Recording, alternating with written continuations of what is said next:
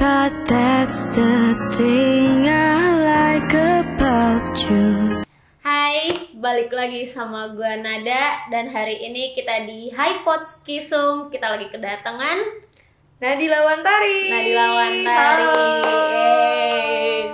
Nah, buat lo yang mungkin belum kenal nih sama Nadila Wantari ini, mantan dari dari JKT48. Betul. Ya. Itu kamu di JKT itu selama 8 tahun ya? Benar. Itu dari tahun 2012 sampai 2021. 21.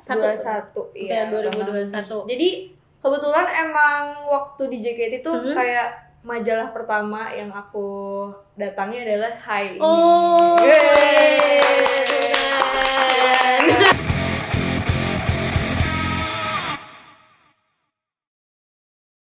Nah, Nadila ini asalnya dari Bogor ya? Bener. Dari Bogor, juga bisa main gitar. Iya, gitu betul. Ya, fakta yang kita ketahui. Nah, selain gitar, apalagi nih Nadila yang kamu bisa instrumen? Ada nggak? Nggak ada sih. Nggak ada. Belum. Untuk gitar sendiri kamu udah belajar dari kapan? Dari umur 17 tahun, sekarang umurnya 24, berarti berapa ya? Itu 65 tahun lebih gitu. Emang keinginan sendiri untuk lo belajar gitar atau disodorin gitaran kayak gitu? Enggak sih, jadi ceritanya lucu juga karena waktu ulang tahun ke-17 gue tuh kayak nodong fans gue gitu, kayak lo beliin gue gitar dong gitu. Terus ternyata beneran dibeliin, padahal iseng doang. Terus ternyata dibeliin kayak hadiah gue. Terus kebetulan dia beliinnya tuh langsung gitar yang kidal gitu, karena gue emang kidal kan. Fakta ya. Nadila kidal. Jadi emang langsung dibeliin yang kidal, terus kayak ya udah deh. Tadinya mau dibalikin kan ke yang kanan aja biar lebih gampang. Tapi kayak susah gitu loh. Guanya enggak bisa waktu saat itu. Jadi kayak ya udahlah, belajar aja. Oh, berarti tapi lu udah memaksakan diri untuk nyoba pakai gitar yang kanan ya? Iya, sebenarnya emang awalnya gak pengen menyusahkan ke depannya gitu loh. Cuman pada saat itu kayak gak bisa muterin senarnya sendiri. Gitu. Jadi kayak ya udahlah, gak apa-apa gitu. Kita terlalu excited, lupa nanya kabar.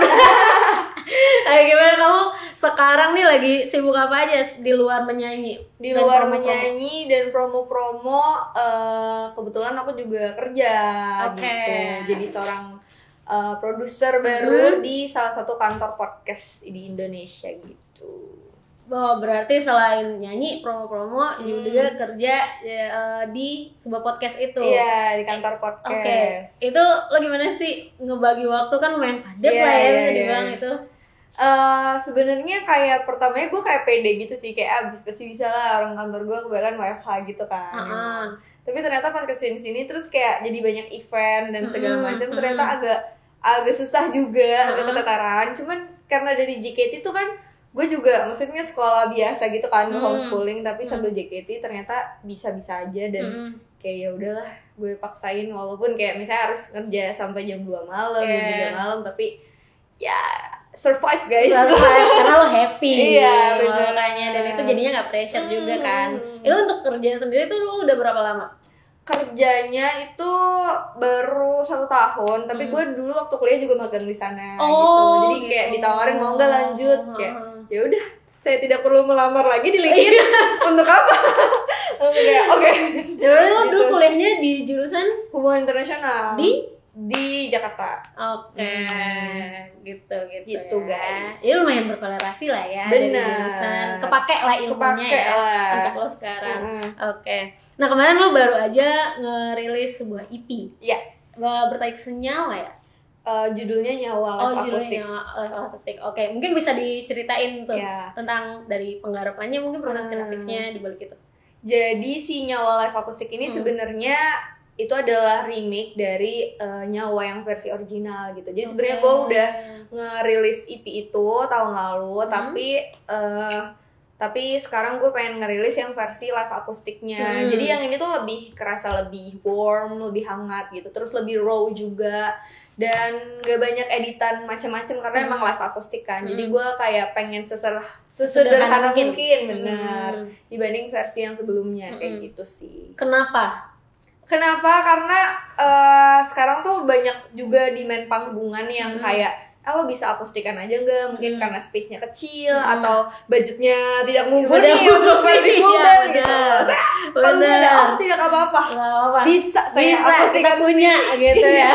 Saya buatin versinya. Terus dari situ ternyata banyak juga kayak orang-orang yang nonton gitu, maksudnya orang-orang yang dengerin musik gue dan nonton terus kayak bagus juga yang versi ini, kenapa nggak sekalian dirilis aja serius. Terus ya udah berangkat dari situ kayak ya udah, karena emang pembuatannya juga nggak ribet kan, karena lebih sederhana itu tadi. Oh berarti itu udah sempet lo bawain dulu, barulah ada permintaan lo rilis aja, barulah dirilis.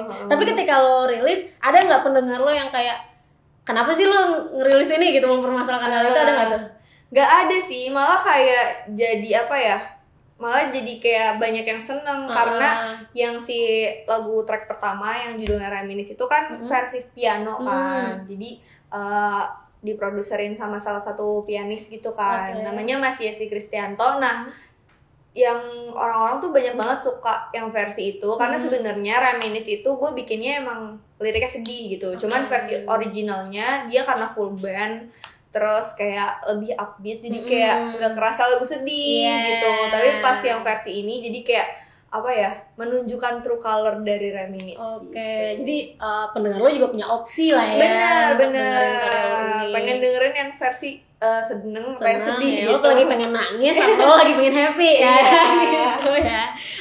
Nah di pilot sendiri tuh pengen nyeritain apa sih lo sebenarnya? Apa yang pengen lo sampein? Kalau EP gue tuh kan semuanya cerita lagu tentang kehidupan ya, kehidupan, terus emang berkaca sama pengalaman pribadi. Mungkin gue pengen apa ya, pengen orang-orang yang denger tuh ngerasa nyaman sama perasaannya sendiri gitu loh. Karena di situ tuh banyak ceritain tentang ya tadi kayak kehidupan, keresahan dalam hidup ya kan gitu. Jadi kayak semoga yang dengerin tuh walaupun lagi sedih atau lagi nggak nyaman sama hidupnya, tapi semoga tetap bisa punya alasan lah untuk bangun besok pagi gitu. Benar ya. Iya benar ya. Setuju. Dan bisa dibilang mungkin EP lo ini sebuah pembuktian gitu nggak sih kalau lo tuh masih bisa eksis lah berkarya di musik, bisa dibilang gitu nggak tuh? Bisa dibilang kayak gitu sih, karena mungkin dari member JKT48 tuh dulunya mungkin nggak banyak yang beralih ke industri musik gitu, yang beneran ke industri musik tuh belum banyak lah. Sekarang udah ada beberapa kebetulan, tapi dulu tuh kayak jarang banget gitu yang akhirnya terjun ke dunia musik, bahkan kan film gitu kan, atau ke influencer dan KOL segala macam. Nah, jadi menurut gue dari sini tuh kayak gue bisa jadi apa ya, salah satu acuan juga kalau misalnya ya member JKT48 yang walaupun kalian ngelihatnya kayak member lucu-lucu aja gitu, kayak gemes-gemes aja, tapi bisa punya karya-karya yang serius juga lah gitu berkarya sendiri gitu. Nah, untuk tantangannya sendiri apa tuh yang lo temuin dari penggarapan EP ini? Tantangannya sebenarnya nggak banyak ya, cuman mungkin karena emang udah ada versi sebelumnya, jadi mungkin ada banyak yang membandingkan juga gitu. Kayak, tapi menurut gue ya nggak apa-apa lah, itu kan jadi salah satu insight juga kan dan input buat gue ke depannya. Jadi mungkin ke situ aja sih. Cuman kalau misalnya tantangannya yang gimana-gimana banget nggak ada sih, bahkan kayak lancar-lancar aja gitu. Nah dari penggarapan itu siapa nih yang paling lo mention yang ngebantu lo banget? Produser gue pastinya, sama itu tadi gue juga di EP ini tuh emang kerja sama satu label gitu lah, namanya Triple S Music. Walaupun gue nggak sign kontrak, tapi mereka mau membantu gue gitu, jadi kayak gue berterima kasih. Terima kasih gitu ya. Nah kan judulnya tuh ada ini ya, Reminisce, Ambang, Suar, dan Lantang. 4 ya. Dari 4 track itu mana nih yang menurut lo paling menggambarkan perasaan lo banget lah? Sebenarnya tuh Suar ya. Cuman yang lagi dipromosin kan Reminisce, jadi gue bilang Reminisce.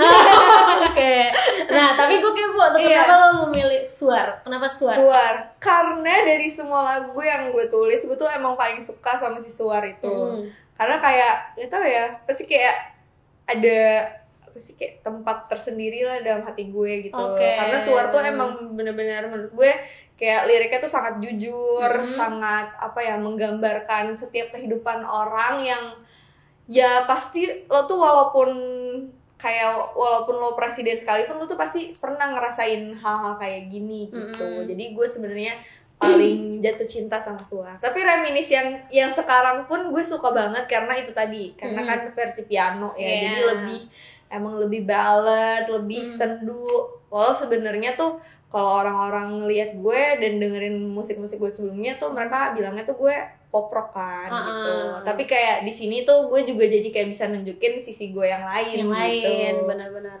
Nah, dari 4 track itu mana yang sekiranya pas lo bikin tuh lo rada-rada ada apa sih, bisa dibilang kreatif block lah atau apa, lo mentok untuk menyelesaikan itu, ada nggak?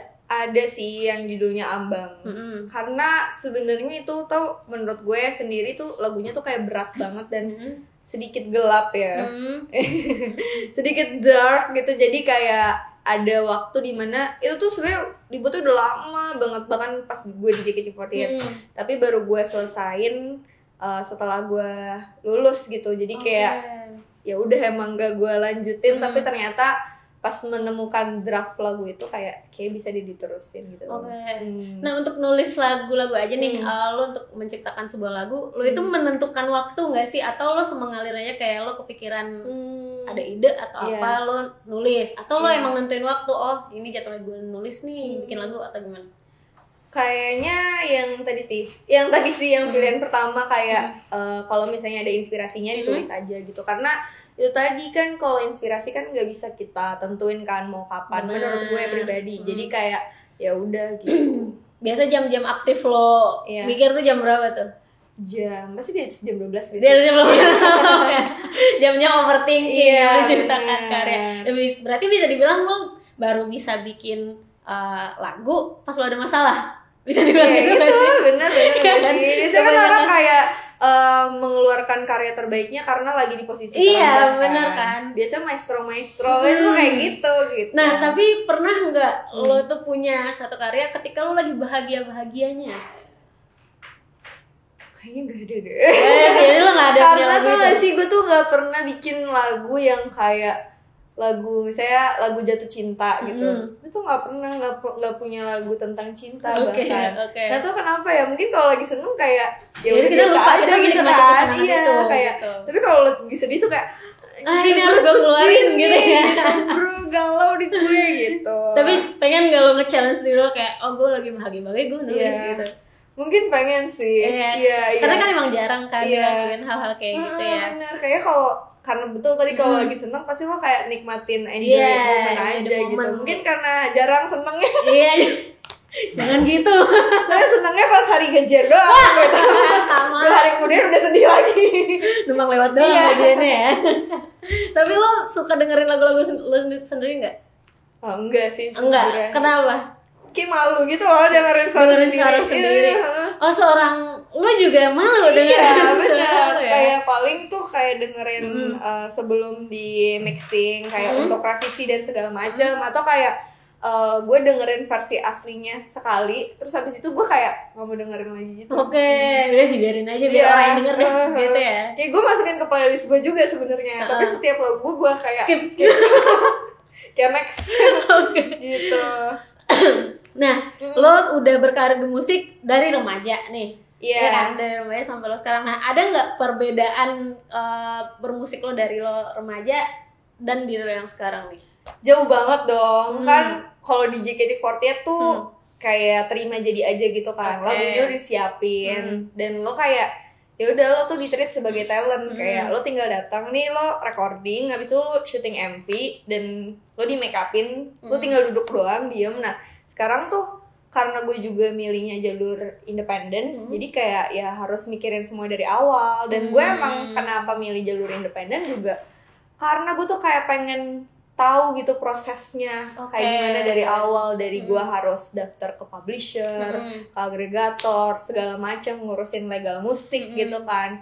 Terus juga mikirin konsep video klip, foto cover segala macam. Nah, gue tuh emang pengen banget tahu proses itu semua gitu. Jadi menurut gue emang beda banget sih. Dan ada plus minusnya juga. Maksudnya nggak memungkiri kalau misalnya waktu di JKT ya seneng lah tinggal duduk doang gitu kan. Nah tapi kan berarti bisa jadi pertanyaan juga dong. Lo dari yang ya lo enak-enak aja nih nerima itu semua, terus tiba-tiba lo punya keinginan untuk pengen tahu dasar-dasarnya apa sih sebenarnya yang nge-trigger lo untuk pengen gitu, memicu lo untuk mau tahu itu semua.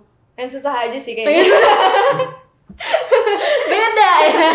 Enggak sih, mungkin emang itu tadi kayak penasaran juga. Kayak kalau misalnya gue ikutin prosesnya dari awal tuh kayak gimana sih. Dan gue ngerasa karena emang gue pengennya nulis lagu sendiri juga kan. Jadi mungkin dari situ gue juga lebih bisa menghargai dan memaknai setiap karya gue gitu. Dan lebih appreciate orang-orang di balik itu juga gitu. Karena ternyata ngelahirin satu karya aja walaupun sekarang bisa dari manapun gitu kan, dari rumah juga bisa gitu, tapi ternyata prosesnya nggak gampang dan nggak semudah itu juga gitu. Cukup panjang yang cukup harus panjang ya. benar. Nah lo udah bekerja sama dengan beberapa artis senior ya, senior, mungkin boleh diceritain tuh kenapa bisa lo ketemu sama mereka terus menjalin kolaborasi. Iya, jadi sebelumnya kan gue pernah udah ngeluarin single judulnya Jangan Lagi barengan sama salah satu label itu Triple S Music. Nah, situ tuh gue kayak nge-recycle lagu tahun 98. Judulnya Jangan Lagi dari band Wong di Bandung. Nah, dari situ tuh gue kayak ketemu sama penulis aslinya. Gue kayak samperin dia ke Bandung, gue kayak memperkenalkan diri, kayak saya mau nge-recycle lagunya nih gitu. Oh, emang niat ketemu tuh untuk izin dulu. Iya, dan kayak bikin konten juga barengan. Tapi dari situ juga jadi kayak belajar juga gitu. Karena kayak emang kayak 98 gue berlahir bahkan gitu kan. Tapi dia udah ngeluarin karya gitu. Jadi pasti kan eranya tuh udah beda banget gimana dia masih ibaratnya jadul gitu. Kalau sekarang udah modern banget gitu kan. Jadi kayak nanya-nanya dulu kayak gimana bisa ada di satu label, terus dirilis di kompilasi Indie 10 kalau nggak salah. Nah, kalau sekarang kan kita kayak ngeluarin lagu gampang banget gak sih? Jadi kayak belajar dari situ. Terus yang kedua, gue diajakin featuring sama band Drive gitu kan, karena mereka kayak ngeluarin album baru setelah berapa tahun gitu nggak ngeluarin album. Nah, dari situ tuh karena sebelumnya gue tuh kenal sama gitarisnya namanya Mas Budi. Nah, Mas Budi itu tuh dia dulu pernah jadi sound engineer JKT48 gitu. Jadi dulu kayak mungkin bahkan gue nggak diperhitungkan sebagai orang yang suara bagus gitu di JKT. Hai.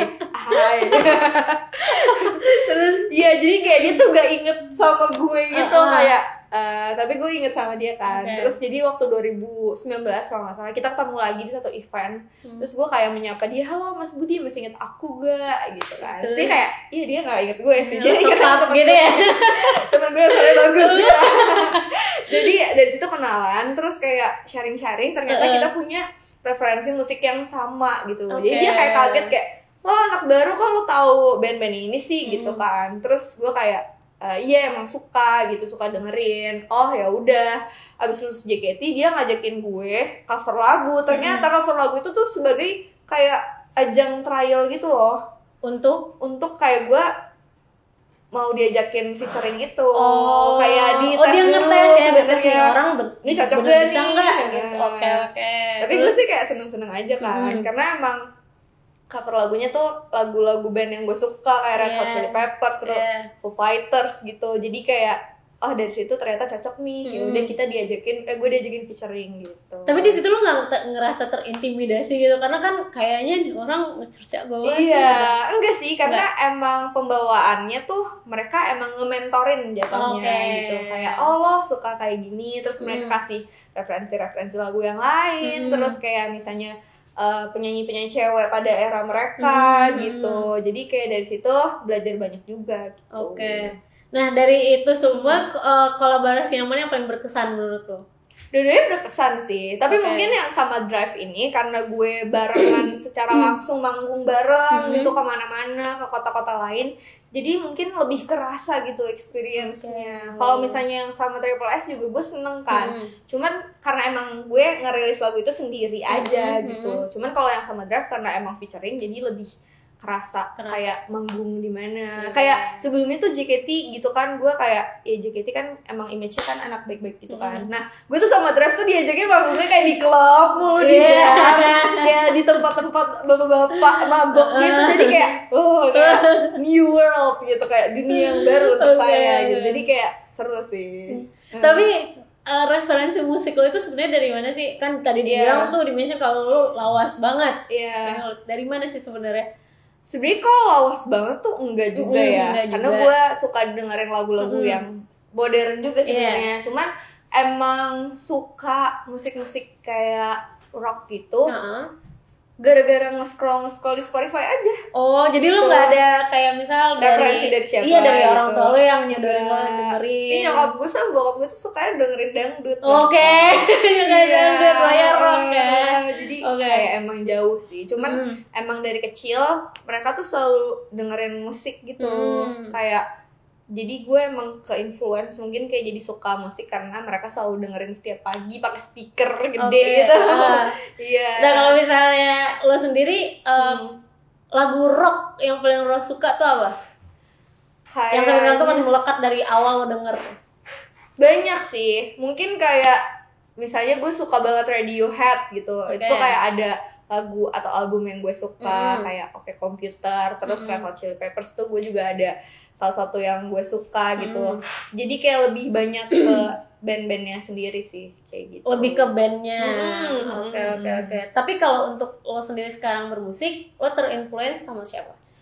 Kayaknya kalau misalnya orang dengerin lagu gue, pasti mereka tuh kayak langsung kok lagunya ngarah-ngarah ke itu ya, ke Paramore ya gitu, kayak ke Avril Lavigne ya. Jadi kayak ya nggak apa-apa juga karena gue suka mereka juga gitu. Dan ya mungkin justru jarang juga nggak sih di Indonesia solois yang emang musiknya ngarah ke sana lagi gitu. Mungkin tahun 2000-an banyak kan gitu. Sekarang sepi gitu. Kebanyakan memang senja-senja gitu kan. Tapi sebenarnya dulu tuh gue anaknya senja banget. Oh gitu? Iya, gue gimana tuh emang? si payung teduh gitu. Gue tuh kayak paling float abis ya kan. Tapi ternyata terus gue tuh kayak agak menemukan, maksudnya gue sampai sekarang masih suka dan appreciate karya mereka. Cuman gue kayak ya udah shifting aja, jadi sukanya ke yang keras gitu. Ya, kayak lo beralih ke playlist yang lain gitu ya.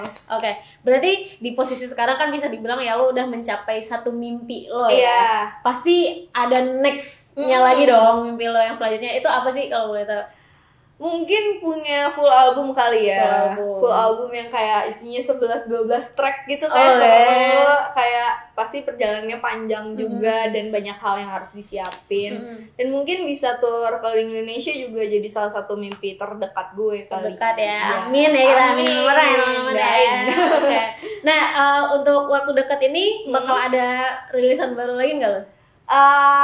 Rencananya sih di awal tahun depan ya. Di awal tahun depan. Nanti diundang lagi gak? Diundang lagi. Oke. Kalau bisa rasanya jangan dingin lagi ya. Kita unerin aja kita ya guys. Di notes. Nah itu lo bakal ngerilis single-single lagi kah? Atau? Iya, rencananya tuh karena kan tahun 2022 gue belum menulis lagi nih. Kemarin featuring kolaborasi sama hal lain. Terus juga yang EP-nya Live Acoustic ini kan udah dirilis sebelumnya kan. Ini recycle-nya aja gitu. Jadi pengen sih di awal tahun depan rencananya untuk bisa ngerilis single sendiri yang gue tulis lagi. Karena lo pasti udah ditodong nih ya, mau dengar ya. Kapan nih yang baru? Betul. Iya, awal tahun ya? Iya. Bisa awal tahun kan nggak tahu ya sampai bulan awal Mei. Tahunnya Mei. Bulan Mei juga awal tahun. Desember tahun depan tuh masih awal. Oke, kita tunggu aja karya terbaru dari Nadila ya. Betul. Yang baru itu dijanjiin awal tahun. Oke, mungkin itu aja sih yang kita kepoin sebenarnya tentang Nadila. Mungkin lo mau ngajakin para pendengar buat dengerin karya terbaru lo. Oke, kalau anak hai itu dibilangnya apa? Teman-teman hai aja. Teman-teman hai, jangan lupa buat dengerin EP terbaru dari gue, judulnya Nyawa Live Acoustic. Bisa kalian dengerin di platform digital musik kesayangan kalian, dan udah ada juga versi live sessionnya di YouTube Triple S Music. Jangan lupa dipantengin. Jangan lupa denger ya. Kalau mau dengerin lagu-lagunya dari Nadila One Tari. Ya. Tadi yang keseruan kita lagi ngobrol-ngobrol sama Nadila. Buat lo jangan lupa tadi dengerin ya, dan ditungguin karya-karya terbarunya dari Nadila. Gua Nada dan Nadila Mantari. pamit. Dah.